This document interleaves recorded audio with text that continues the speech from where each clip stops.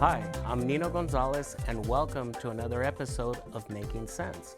Well, today I'm going to talk about saving a little bit of money, perhaps even for the holidays that are approaching us soon, or for whenever you want and you need some extra money, and hopefully this can become a lifelong habit. So let's think a little bit about how far we are away from a holiday, and let's talk about Christmas. And depending when this show airs, we might be about 10 to 11 weeks away from Black Friday. So if we start saving about $50 a week, we can have $550 for Black Friday, and that way we don't have to get in debt. If we want to save for Christmas, and we're maybe about 14 to 15 weeks away for Christmas, let's assume we're 15 weeks away, we can have $525 by Christmas if we save $35 a week. So depending on how much you want to save, let's start doing it. So that way we don't have to dip into our credit cards and pay off with interest debt that we don't need. So how do I establish a budget for the holidays? Well, think about the people you want to buy gifts for and take how much you want to spend for each individual and add it all up and then divide it by how many weeks or months you are away from Christmas, and then start depositing that money automatically into a savings account. And you can set up a separate savings account. A lot of credit unions have holiday accounts. I remember back in the earlier years, my parents used to participate in what they called Christmas clubs, in which they could put money away into that savings account. It would earn a little bit of interest, but that way they would have that money to withdraw and buy gifts and not get into debt. A lot of us want to depend too much on our credit card. We get into debt, and then we might wind up paying for those holiday gifts over years and years and years with a lot of interest. Another thing I would like to point out is check your everyday spending. And on a show I did earlier about recycling, Myra, my guest, talked about how we need to keep track of money that we are spending unwisely. And one of the things to do that is basically you need to jot down for every single penny that you spend and see what is it that you need to cut out, because if you don't write it down, you don't know where that money is going.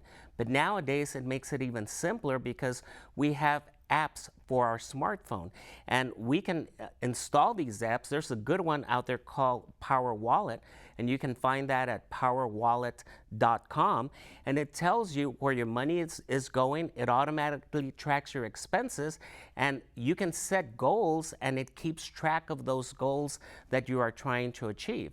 Not only that, if it finds a deal or a coupon or a savings account that is earning better interest in your area or the stores that you frequent, it'll even tell you about that.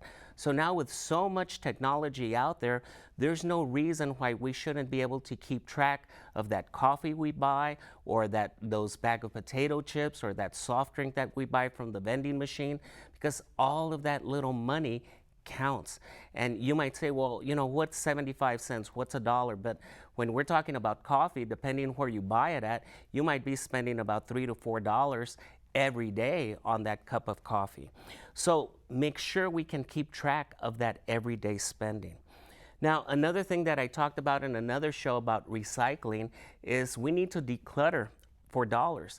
And we have excess inventory in our homes, and that inventory could be worth money that could put money into your pocket for holidays or for any other event that you might have, maybe a birthday party or whatever, without getting yourself into debt. We all have rooms that are filled with things that we don't use, that we don't need, and what I would suggest is you go room by room and start decluttering and seeing what has value and what you can sell. Now, when I've tried doing this, it can sometimes get overwhelming, and you sort of need to make it a family event, because you need to get the family involved to see what is it that you want to keep and what is it that you want to sell, or what is it that maybe you might want to donate. So it might be time to have that garage or yard sale and get some extra money.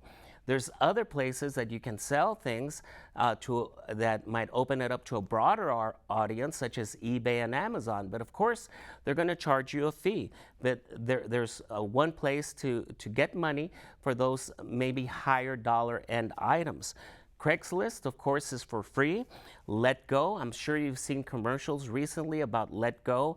There's a popular one where they're carrying a disco ball, and you see the Village People from the 1970s appear, and they want that disco ball. So Let Go is also for free. And there's another one, Swappa. And Swappa is designed primarily for electronics, such as tablets, computers, smartphones, and it's also for free. You can list there, and maybe you can swap it out with somebody else, or you can buy it. And there's also local consignment shops. Of course, for local consignment shops, they're going to keep part of the sale, so you got to be aware of that. But there's so many ways that we can get money from inventory that we have. There's clothes that we don't wear, or maybe we only wore once, or there's shoes, or there's exercise equipment, bikes, or toys that are not being used because your children had outgrown them. So there's money to be made from these items. It just takes a little bit of time. Like I said, it can get a little bit overwhelming. Just take it a little bit at a time and see what is it that you can sell. Another way is to increase your deductibles on your insurance coverage. Now, I want to urge a word of caution. If you can't afford that high deductible, then don't do it. But a lot of deductibles now on homes is almost $1,000. It's very hard to find one with $500 or $250 deductible. Now, on autos, it's still about $250 or $500. But if you raise it up to $500 to $1,000, for an auto insurance, you could lower that premium from 7 to 16%. And for home, it could range a savings of 10 to 30%. But once again, I want you to walk on the side of caution when you're thinking about raising these deductibles. Now, another thing is, let's take a look at our monthly payments and let's see where is it that we can save. Because there are sometimes unnecessary monthly payments that we have that we can trim down. For example, gym memberships. Sometimes you're locked in on a year or maybe a several year basis, and you can look for cheaper alternatives, such as using local recreation centers. Now, I know that local recreation centers have exercise and weight rooms, and there's no commitment, and they charge $10 a month. And you know, if 1 month you don't want to use it, you don't have to pay, but you're not locked into a commitment. You can also use local parks that have exercise equipment. A lot of the parks have exercise equipment that you can use, and that's for free. Or if there's a machine that you constantly use, look for buying used exercise equipment and maybe have it at home. Or just get out, walk, run, use the stairs, park further away from the store that you're shopping, and you get your exercise. But there's ways to cut that down, and you can trim that monthly payment down. Another way that you can save is cable satellite TV. There has been a big drop of subscribers for cable and satellite TV because there's been cheaper alternatives. Now, a lot of us have these packages where we might have, you know, let's say 500 channels, and really, how many of those 500 channels do we watch? Probably you have your favorites that you watch over and over again. Some of these channels you can subscribe on a pay-per-view basis, or you can subscribe to Netflix or Hulu Plus, Amazon Prime, Roku, and think about the savings that you have, and you can trim that down, and you're not locked to a monthly commitment or maybe a yearly commitment, because a lot of these satellite providers, they might lock you in for 2 years. Also, recheck your smartphone plan. Do you really need that much data? Do you really need those many minutes? So it might be time to recheck that smartphone plan, or maybe go onto a prepaid plan where there's no overages and you're limited to what you use and only use what you need. So those are things that we might consider that might put extra money into our pockets. Now, earlier in one of my earlier shows, I talked about payroll and your paycheck. And one of the things that you can put in extra money into your pocket is to check your withholding. And there is a form called W-4, and that's the one where we tell the IRS and our employer whether we're single or married and how many allowances we're claiming. And an allowance is basically that dependent that we can claim on our tax return, including yourself. So for example, if you're single and you have 2 children, then you would claim yourself and your 2 children, which would be single and 3. Now, if you get some credits back, such as the earned income credit or some child care credits or the children credit, then you might want to factor that in, because the whole point is by April 15th is not to try and get a big refund, but try and come as close to zero as possible. Either get very little back or owe very little. So one of the ways that you can do this is by taking a look at that W-4, taking a look at past year's tax return and trying to figure out, hey, if I got a $2,000 refund, then that $2,000 can go into my pocket on a monthly basis by just adjusting this W-4. And a lot of us are under that misconception that we want that refund because that's the only way we can save money. And that's really a myth, because you're lending the money to the government without any interest when you can be putting those extra dollars into your pocket. So you can go to irs.gov, you can download Form W-4, or you can probably pick it up from your local human resources and payroll office at the company that you work with, and just adjust that W-4. But like I said, it's available on the web and you can fill it out. So with the holidays coming along, a lot of us are very crafty. So in the next segment, we will talk about some of these things that you can do to earn extra money, such as selling crafts at craft fairs, and we'll talk about that in the second part of Making Sense.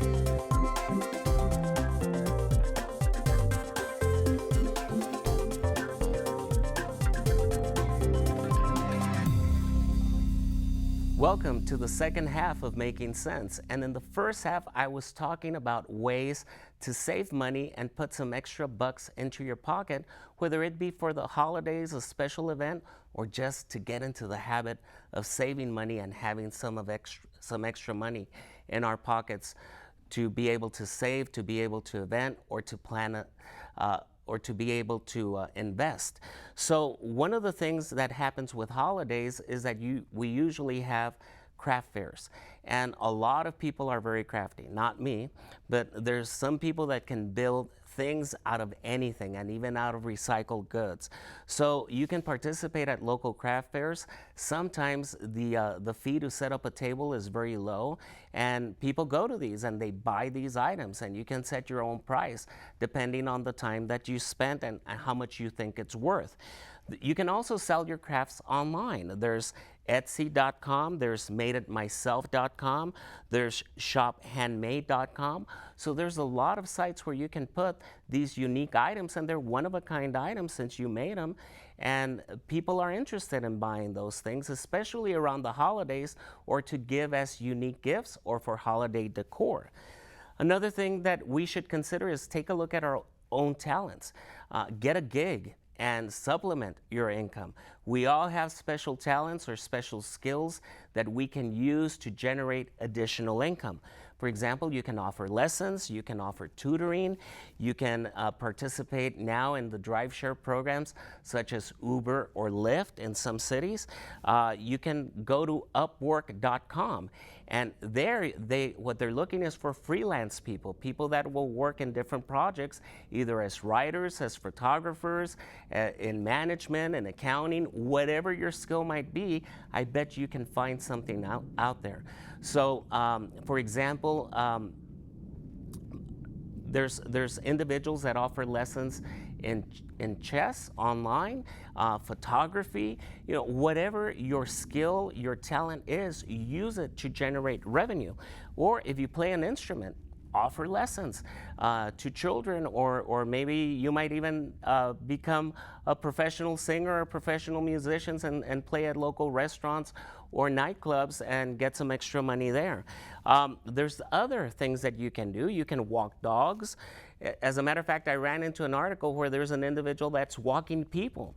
And what this individual is doing is he just walks with a certain individual that might not have anybody else to walk with, and they just talk, and a little bit of companionship on a social level, and basically you're providing that service to that individual. You can babysit, house sit, you can run errands. There's unlimited number of activities that you can do. It's just left to your imaginations. So put your skills to work, put your talents to work. For example, a lot of teachers, they might offer tutoring, or they might teach online for an educational institution. So there's so many things that are out there. We just need to take a look for that and get ourselves going. Now, with the holidays coming, there's also seasonal jobs. So with department stores, shipping and delivery services, restaurants, they're always looking for individuals to fill up the busy season, especially during Christmas or other major holidays. So that might be another alternative to pick up some extra money to save for the holidays. And there's also, if you don't want to do that physically, there's also another one where it's called flexjobs.com. And it gives you ideas for online opportunities to be able to earn money while in the comfort of your home. Now, another thing that might get you some rewards or maybe get you some extra cash is to take surveys. And this has become fairly popular. Some people do it. I do it myself. I do it with erewards.com. And what they offer is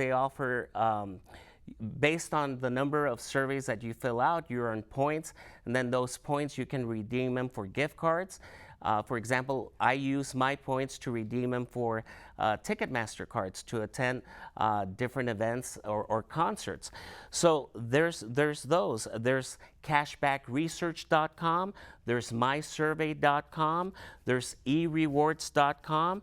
So they offer you in different types of payments. They might offer you cash, they might offer you gift cards, they might offer you different types of rewards. But by you getting those rewards, that's money that's not going out of your pocket, such as, for example, my Ticketmaster cards, where I can use it for entertainment. You can also become a secret shopper. You can go to secretshopper.com and you can find those opportunities that companies are hiring for you to tell them about the experience, your shopping experience or your dining experience. And by the way, the products you buy, they're usually reimbursed for by the company, or the meal that you take, it's reimbursed by the company. So it's a good deal, and you have to send in a written report, but as the more accurate and the more dependable and responsible you are, the more assignments you will get. So try going to secretshopper.com. Well, you don't want to do that? Well, now there's also, you can get rewards for watching TV. You're not going to get rich, but at least you can earn some rewards. You can earn some gift cards. You can earn some prizes. But there's rewardtv.com, which is run by the Nielsen Rating Company. And it pays you to log into their website and answer trivia questions about certain TV shows and get your opinions about that TV shows. So, and sometimes you can use the points to enter drawings that they might have on a monthly or an yearly basis for cash prizes. So make sure that if you don't want to leave and you want to sit back and relax, you can earn some rewards doing surveys by watching TV. You're not going to get rich, but at least it's some extra money and some extra rewards, and you can participate to earn and win some extra money. Now, I'm sure all of you have heard of this dine-in brown bag lunch, because we spend so much money on eating out. So for example, the average lunch costs about $7.50 per day. Now at the beginning I said if we saved $35 a day, from here until Christmas, we would have so much in a savings account. Well, if we just cut down on eating lunch every day, that's where we can get that extra $35. And we can bring to work or to school your own lunch. Not only that, you prepared it yourself, or somebody else prepared it for you, and you know what goes into it, and it might even be a healthier alternative.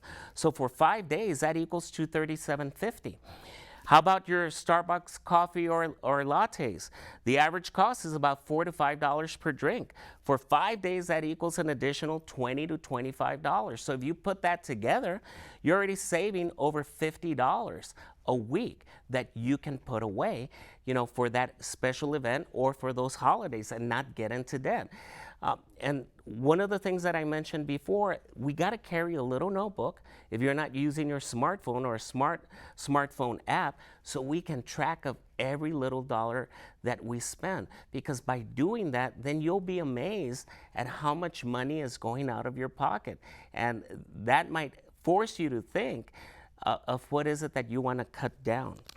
But it's not just in coffee or lunch savings. You can also dine in, and so many of us go out to dinner almost every day of the week.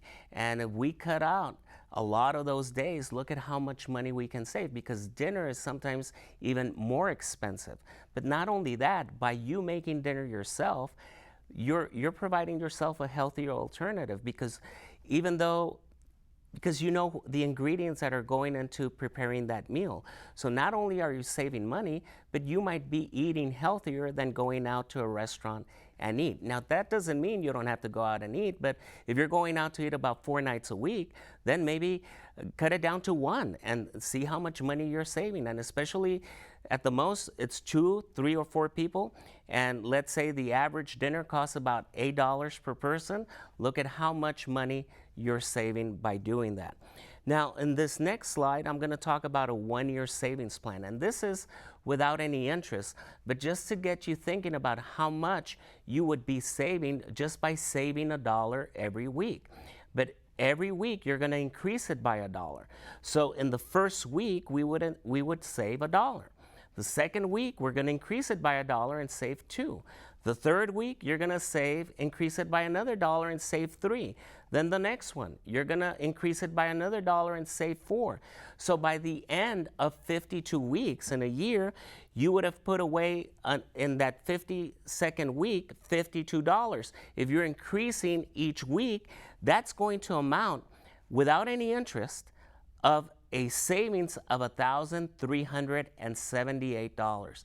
That's by putting in $1 from week 1 and then increasing it $1 every week. So if you're in week number 10, now you're going to be putting how many dollars? $10 away. And you'd be amazed just by taking a look at that slide at how just your money can grow just by saving $1 and increasing it by $1 every day. And like I said, that's even without any interest. We know that savings accounts right now are not paying very much interest, but any little amount of interest that we earn, then that's extra. So one of the other things where we can save money, and I just had somebody in a previous show talk about recycling, is how much money we spend on household cleaning goods.